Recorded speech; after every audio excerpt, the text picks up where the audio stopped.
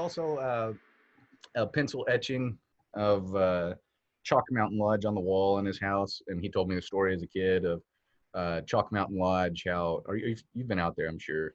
I've heard of it. I haven't made it out there. Okay. It's Do you know the story I don't of think the I even building? know the story. No, I've seen pictures of it. I mean, it's definitely Yeah, cool looking. it's very cool looking. I agree. It's just a great stubborn old Mason story.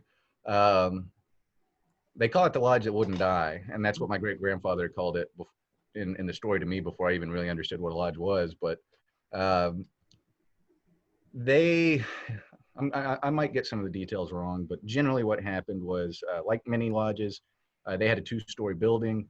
They rented out the first floor to a store owner, and they eventually actually even sold it to the store owner on the first floor so that they only owned the second floor. And that was fine until they no longer got along with the store owner downstairs.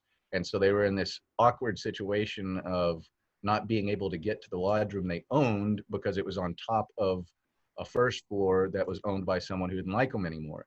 Hmm. So a few of the lodge brothers showed up in the middle of the night and literally sawed their lodge room off the top of this building and moved it to where it is now and attached it to a new building.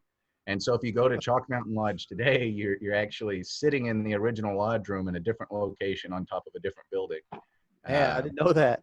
yeah, it's pretty unique. That story was just really cool to me as a kid. The pencil etching itself was done by a woman who uh, fell on hard. Her and her husband fell on hard times during the Depression, and Chalk Mountain Lodge sponsored, I think, two of her sons into being adopted or accepted into the Masonic home and school where they were raised. Hmm. And the only she was an artist, and the only way she could really thank the lodge was by drawing their lodge for them, and that's what the pencil etching on my Papa's wall was.